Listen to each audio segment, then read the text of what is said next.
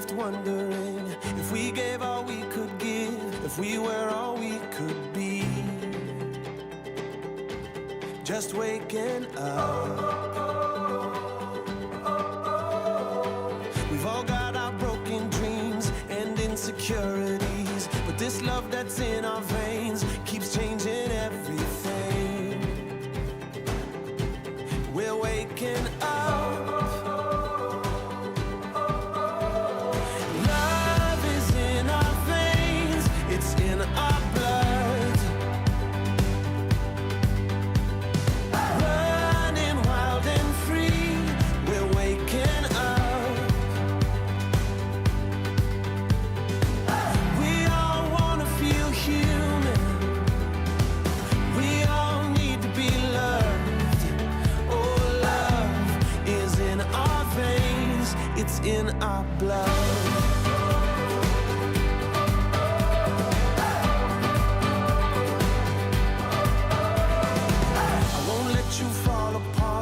I've seen your wild heart. Come on and take my hand.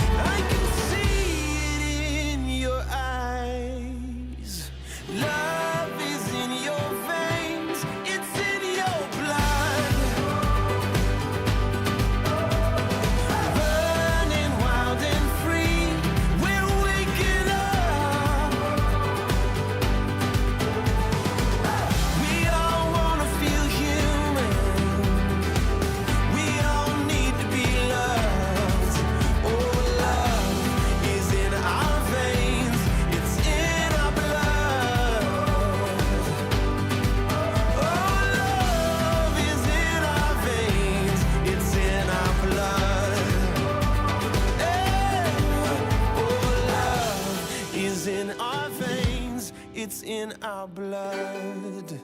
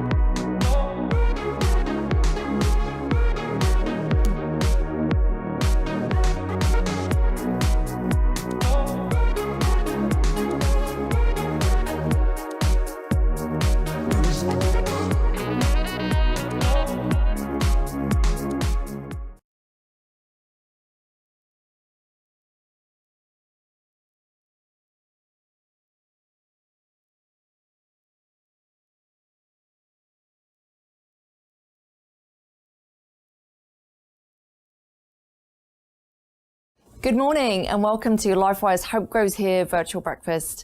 My name is Rebecca Houghton and I have the privilege of serving as LifeWire's board president. Thank you for joining us this morning to learn more about LifeWire's work and our mission to end domestic violence. Our theme is Hope Grows Here, fitting for the time of year we find ourselves in and also the feeling that many of us may have as we pass through the 1-year anniversary of living with the pandemic. For LifeWire, this theme is important because many of the survivors we work with tell us that LifeWire has helped them heal and begin to find hope again. I know this from personal experience. I called LifeWire over 10 years ago for help, and my first appointment with my LifeWire advocate was actually on the winter solstice. Those were indeed some of the darkest days of my life, and LifeWire helped me through that by finding the strength to leave an abusive marriage and start over. LifeWire helped me not just with the financial support and expertise to enable me to leave my abuser safely, but they also gave me something less tangible, but equally valuable. They helped me begin to understand my worth again as a human being and to see myself as well as the abuse I'd been suffering clearly for the first time. That was when I began to feel hope again. Today, I have so much gratitude to this organization and I am so honored to be in a place to give back, a place I would not be without LifeWire. We have an amazing board of directors and an extraordinary LifeWire staff who I want to call out especially for their tireless work during the pandemic. We've seen requests and critical services for shelter and basic needs continue to rise exponentially. Survivors and children who are sheltering in place with an abusive partner are in constant danger of escalating violence, while those who have left their abuser are struggling to meet basic needs, pay rent, and worry that loss of income may force them back to their abuser. LifeWire is the largest provider of comprehensive domestic violence services in Washington state. We offer survivors the support, resources, and opportunities they need to build healthy and loving lives and relationships. Last year, LifeWire answered more than 6,500 helpline calls. That's the same helpline that connected me to LifeWire 10 years ago. They also provided support to more than 3,400 survivors, children, and their families. We also know that educating community members about domestic violence and healthy relationships is vital to preventing domestic violence from occurring in the first place. Together, we can make a difference, and I thank you from the bottom of my heart for being here today. Before we start our breakfast program, I'm humbled to provide the land acknowledgement to those on whose appropriated ancestral lands we are gathering. We offer a land acknowledgement to remind ourselves and each other that we are on the homelands of Indigenous people who continue to be impacted by colonization. We recognize that these sovereign nations still exist and carry out their traditions and honor their relationships to their territories to this day. LifeWire acknowledges the Coast Salish people, including the Snoqualmie, Suquamish, Muckleshoot, Tulalip, and the Duwamish peoples, past and present, on whose land we live and work. We recognize the strength and resilience of Indigenous people who have lived here since time immemorial and who are still here. LifeWire acknowledges the connection between domestic violence and all other forms of oppression. We are committed to changing and dismantling systems of oppression and harm. We know that we need to engage in the important work of social justice by taking continual steps to learn, honor Indigenous individuals and groups, and honor the land where we live and work. Before we get started today, I would also like to take a moment to recognize and thank leaders and partners in our community. First, we would like to recognize our amazing sponsors. Because of their generous leadership, 100% of your donations today will go to supporting the survivors of domestic violence that LifeWire serves. Special thanks also to our presenting sponsors, Microsoft, my employer, and Symetra for their amazing leadership and support.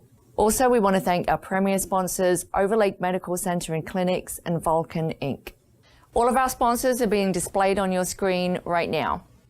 Thank you, sponsors. We are sincerely grateful for your partnership. Also, a special thanks to our wonderful breakfast committee, a team of staff and volunteers who put this fabulous event together. And thank you for taking the time to start your day with us.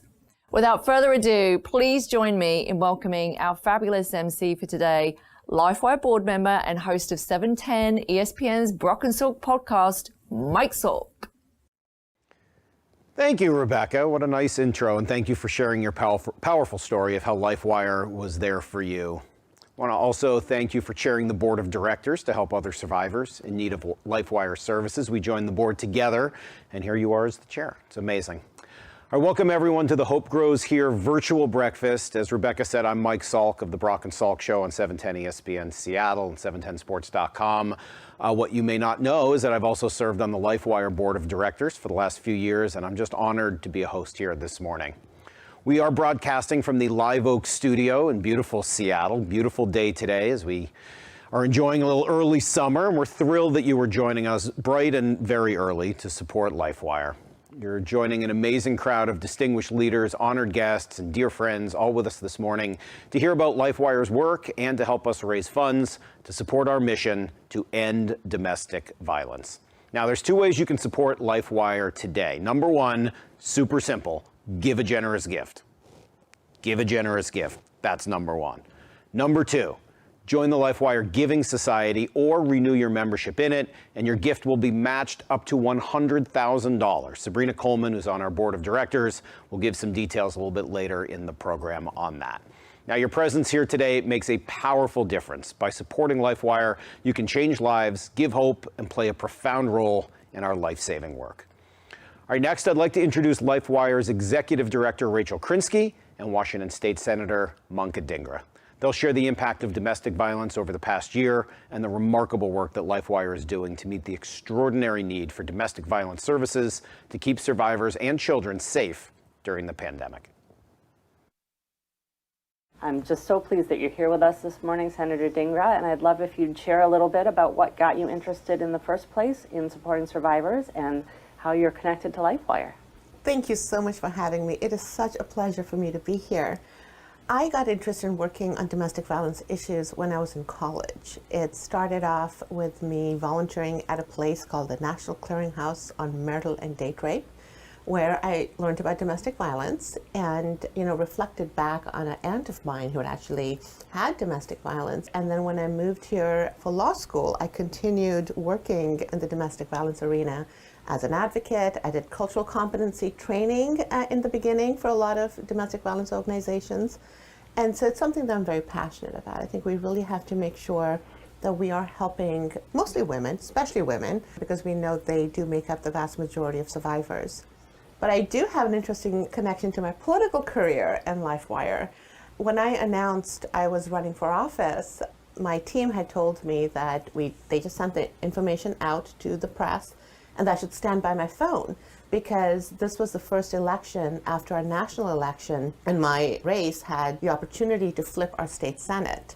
So they hit send on the press release, and I sat by my phone, and the phone rang right away. And it was a woman I had known years ago. And I was surprised. I'm like, why would she get the press release? And she informed me that she had just put her kids in her car and had left. And she didn't know what to do. And she remembered that I had done work in this arena and she was calling me.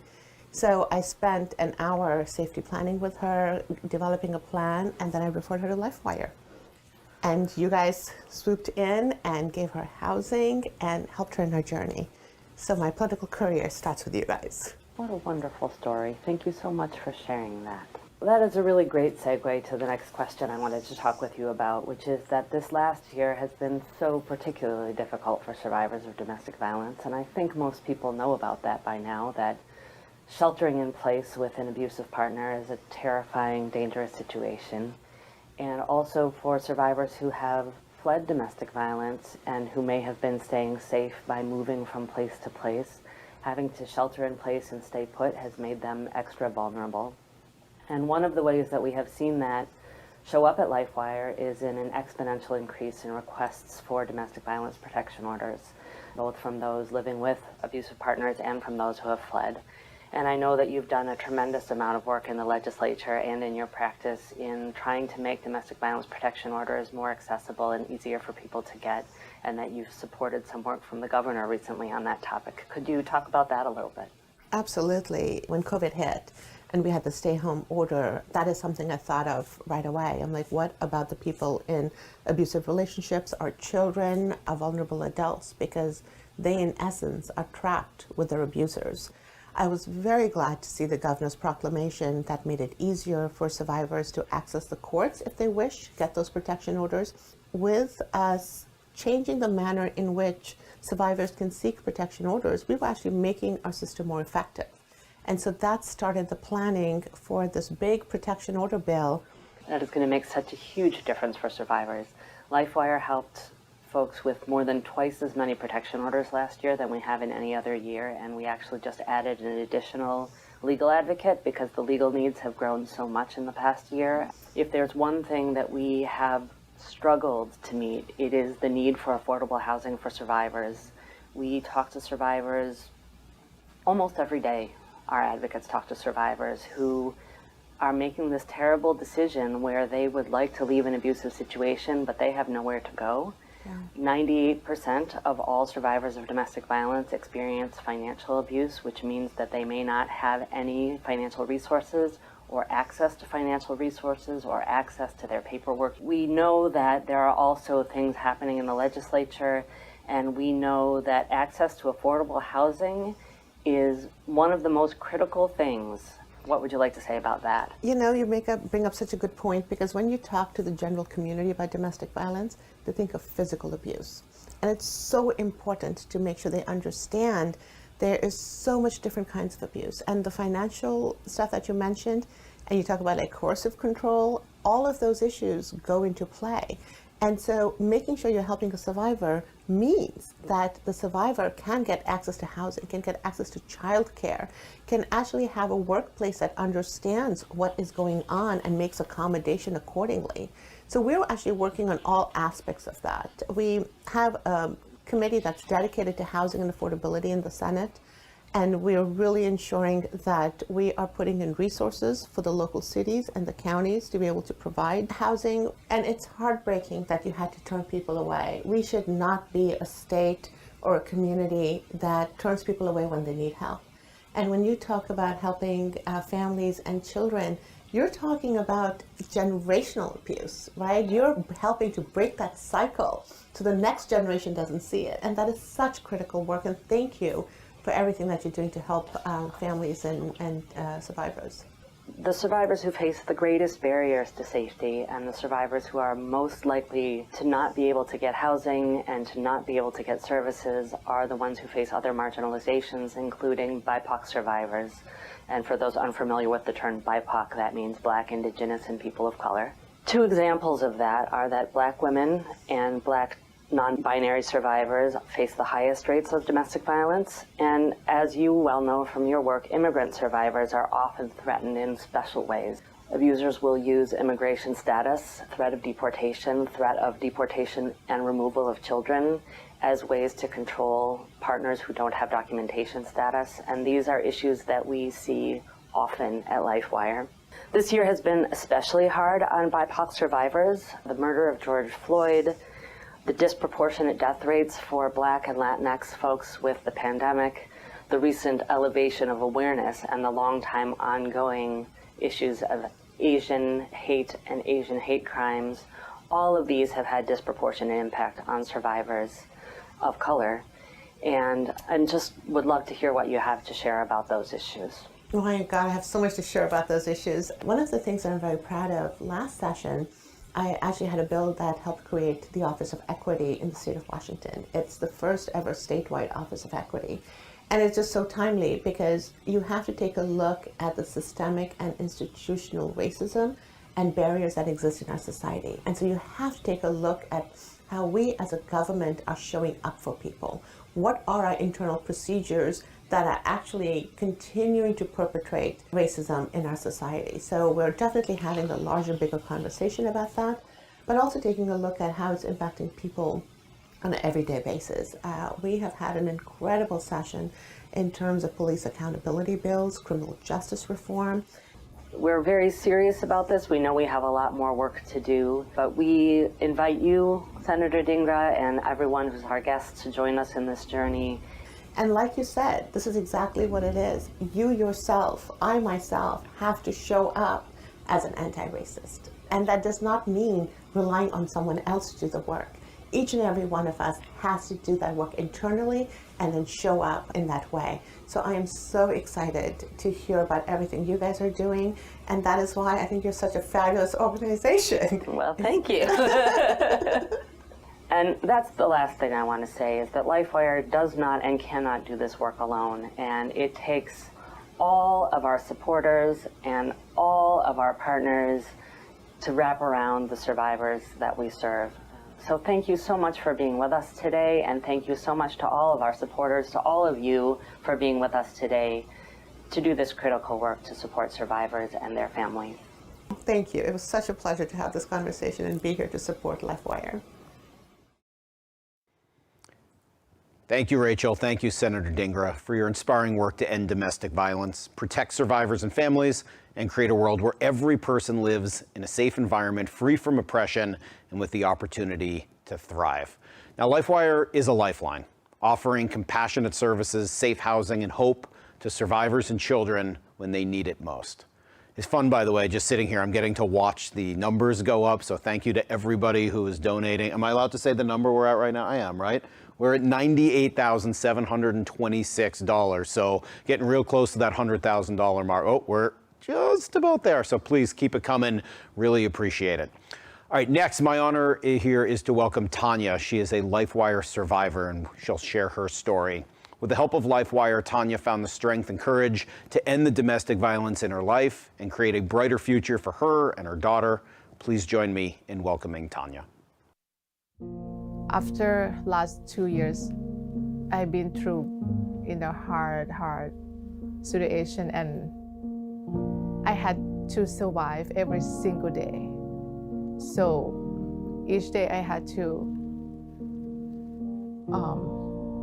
focus on and have to what do I need to deal with today. My name is Tanya. I'm Thai. I came here in 2010 to study, and after I graduated, I met my ex-husband, and I got pregnant. We got married, and now my daughter is 3 years old. She's really happy girl. She likes to play Legos, sing a song, and all my friends and my family love her. My story is my ex-husband was mentally abusive and controlling. He kicked me out many times during the night, and he also said, "You live at my house, you eat my food, you have to do whatever I say." And he did not let me go anywhere, just stay at home. He didn't even care that if I had food to eat or not. He withheld me from my daughter because he wanted me to sign the parenting plan. He wanted to have 100% custody. I tried to contact my attorney, and my attorney could help me only divorce. And I called the police many times to ask the police to help me to get my daughter back. At that time, I feel really anxious, really sad and depressed. So I decided to contact LifeWire, and I got to know Anna, and she became my advocate. And she helped me out with legal documents. So I got protection order, and I got my daughter back. Anna also helped me with housing assistance, financial assistance, baby clothes, toys, diapers.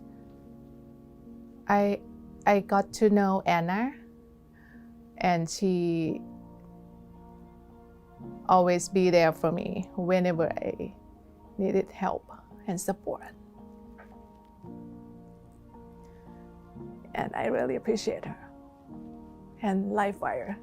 So my life would be different or worse if I did not get help from LifeWire.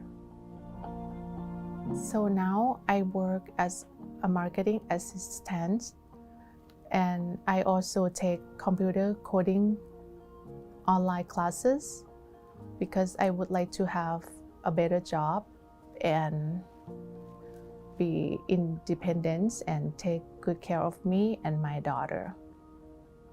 Now I feel really strong and independent and feel free and much, much happier. And I like to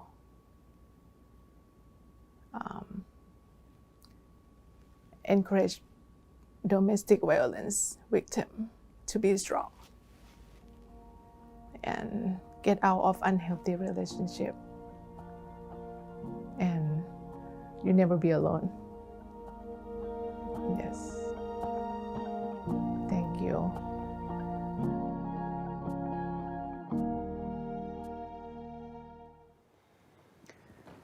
Thank you, Tanya, for sharing your very personal, courageous, powerful story. This is what LifeWire does. We're here to end domestic violence, to provide compassionate services and safe housing, to protect survivors and children, and create a world where every person lives in a safe environment, free from oppression, and with the opportunity to thrive. Now, Sabrina's going to talk to us in a moment about raising money. That's why we're here. But with that in mind, I want to just show you where we're at right now. We can pull up the thermometer. Okay, here you go. I told you we were just almost at $100,000. Now we have cruised past the $100,000 mark to $113,500. So please join us in giving. Text HOPE GROWS. It's right there at the bottom of the screen. HOPE GROWS to 44321. All right, next up, you are going to hear, as I mentioned, from my friend, fellow board member, and I'll be honest, my favorite board member, Sabrina Coleman. My name is Sabrina Coleman, and I'm a member of LifeWire's Board of Directors for the past 5 years. I'd like to add my thanks to all of you for being with us today. I spend my time partnering with this inspiring organization because I truly believe in our mission, ending domestic violence and creating a world where every person lives in a safe environment, free from oppression, and the opportunity to thrive. I hope you have been inspired by what we've shared and heard this morning, because this is the moment when I will ask you to make a generous gift to support LifeWire's work. And I have a very exciting announcement to share. LifeWire supporters Robert McNeil and James Kinsella have generously offered a challenge grant to help us meet today's goal of raising $350,000. They have committed to match any donor's commitment to join the LifeWire Giving Society today for the first time, or renew your membership, and they will match your gift up to $100,000 to support LifeWire's work. Outstanding, and thank you, Bob and Jim. We really appreciate it. My husband Kelly and I are proud members of the LifeWire Giving Society. We are so excited about this challenge match. We invite you to join us and 63 other members who have pledged a significant gift each year for 5 years. Now, please listen, because you have 2 choices on how to give to LifeWire. Number 1, if you would like to help us meet Bob and Jim's unique $100,000 challenge, here are the special pledge instructions. Simply click on the link in the chat and fill out the pledge form and return to us. If you join today, you will help us meet this incredible $100,000 match. If you are joining me and the other members of the LifeWire Giving Society today to help us meet Bob and Jim's amazing challenge gift, please share in the chat so we can give you our thanks for your very generous support.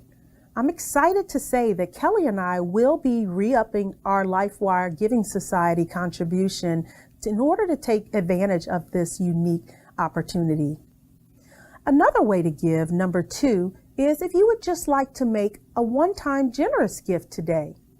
Please text HOPE GROWS, HOPEGROWS, to 44-321 and follow the instructions or click on the link in the chat below. Whichever path you choose, thank you so much for your support. We are thrilled and grateful for the gifts of any and every size. Whatever gift you have chosen to make today, we sincerely thank each and every one of you on behalf of the survivors and families we serve. I would also like to thank you all for the most important gift you gave today, the gift of your valuable time. We really appreciate the time you took out of your busy lives to be here this morning to join us and learn more about LifeWire. Thank you and be safe. Thank you, Sabrina. Thanks for letting our guests know how they can support LifeWire today. We've got an ambitious goal to raise funds for LifeWire this morning, so I hope everyone will jump in and support it. Now is the time to make your most meaningful gift to support LifeWire's work. And by the way, it's great. I love sitting here. I'm going to show you the thermometer. I can look at this kind of throughout, which is cool. I've got like 3-4 different screens in front of me here. One of them is the thermometer. I also have the chat, so I see all of you chatting with each other, which is good. But on my right side, I have the thermometer. We are getting awfully close here to $150,000. Really, really amazing. I want to thank all of the generous sponsors who've had a huge role to play in this. 100% of the funds you donate this morning will go directly to supporting LifeWire services that help survivors and their children reach safety, begin healing, and rebuild their lives as well. So once again, 2 ways that you can help us reach that goal. Number one, so simple, a one-time generous gift today. Text HOPE GROWS to 44321. Follow the instructions from there, or you can just click the link that we're putting into the chat for you right now. You can just find that link, click it, go from there. Let's see, I want to start thanking some people. Sharon Goldberg. I want to thank Mark and Jamie Mader for a generous gift in honor of Ava Mader. A $10,000 gift from Maureen Devink. Thank you so much. Great. This is awesome. Thank you so much to everybody who is donating. All right, second way, and we've mentioned this now a couple times, you can meet Bob and Jim's $100,000 challenge and join the LifeWire Giving Society. This is a chance to double your donation to LifeWire and double your impact for survivors of domestic violence. This is amazing. We're adding the pledge instructions in the chat right now, so you can see the pledge instructions right there in the chat. Click on the link there, fill out the pledge form, and then return it to us. Very easy. And if you join, you'll help us meet Bob McNeil and Jim Kinsella's incredible $100,000 match. In fact, why don't we invite Bob and Jim as they want you to join them. I'm Bob McNeil. And I'm Jim Kinsella. Like many of you, we've spent most of our lives helping to build businesses. In our case, in tech. Bob was a pilot in the U.S. Air Force, and I was a journalist before we moved here to help launch MSNBC at Microsoft 25 years ago. We're proud to be part of this community, and we're committed to making this great place even better, which is why we are particularly grateful to Rachel Krinsky for introducing us to the LifeWire Giving Society. I know firsthand the unbearable burden of a woman trapped in an abusive household. I am sure my mother considered fleeing with me and my siblings, but she had nowhere to go. LifeWire provides that safe place. As residents of the East Side, we were particularly motivated to know we could help a local organization providing a pathway to better lives for families in our community. Helping build stronger communities is the focus of Jim's My Giving. We believe in the simple principle that together we are indeed better. That's why we are encouraging you to join us, or to renew, as members of the LifeWire Giving Society. Thank you, Rachel, and the LifeWire team for all you do for our community. And thank you, fellow donors, for supporting LifeWire's life-changing work. Thanks, guys. All right, here's what your gift can do. A gift of $1,000 a year for 5 years at the Creating Safety level can provide comprehensive safety planning and crisis response for a survivor family every year for 5 years. So I want to say some thank yous again here. Rebecca and McGarry Houghton for renewing your pledge. That is a $5,000 gift and match, so thank you. Thanks to Poppy Handy and Brent Chastain for your pledge. That is a $7,500 gift and match. Let's see. We've got Bill and Christy Harmon. Thank you. Thank you, Monique and Adam Gablehouse. Want to thank Tuna Erdelmop. Thank you. Brad and Kelly Becker. That's $32,500 plus the match of $32,500. There's an old rule in radio, which is you never, ever do math live on the radio, but I think I can handle this one. 65,000. Pretty impressive. All right, your gift of $5,000 a year for 5 years at the Rebuilding Lives level can help one family heal and rebuild their lives through support groups, legal advocacy, and ongoing comprehensive services for each of those years. A great opportunity here. Let's thank Sabrina and Kelly Coleman for your gift as well. All right, your gift of $10,000 a year for 5 years. This is the community impact level.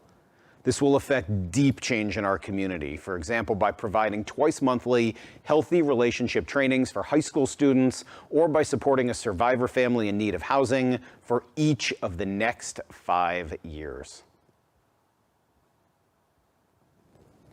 This is great, and I get to just keep watching that thermometer keep going up and up. Well past 150,000 now, so please, any gift you give to help us reach our goal is sincerely appreciated. Thank you to everyone today for your generosity. Your support makes a powerful difference, providing compassionate services, safe housing, and of course hope to domestic violence survivors and children, families, when they need it most. We are at 155,000, just past 155,000 right now so far. That is amazing. You can give all day today. At some point, the breakfast will end. You'll go on with your day, but this will not end. The donation link will remain open. Please, please share this link with friends and other people today to help us reach our goal. All right, finally, I'd like to introduce one of LifeWire's exceptional staff members. This is Carla Cortez. Hi, I'm Carla Cortez, a community lead advocate here at LifeWire. On behalf of our staff and the survivors and their families that we serve, I would like to thank you for being here today and for all the ways that you support LifeWire. This has been a really tough year, and working remotely has really added complications to the services that we provide. So it means so much more to us to know that you're out there supporting our work. Your support makes our advocacy, safe housing, and prevention work for survivors and their children possible at the time that they need it the most. Together, we can continue to make a powerful difference by offering hope, changing lives, and making our community a better and safer place for all of us. Thank you so, so much.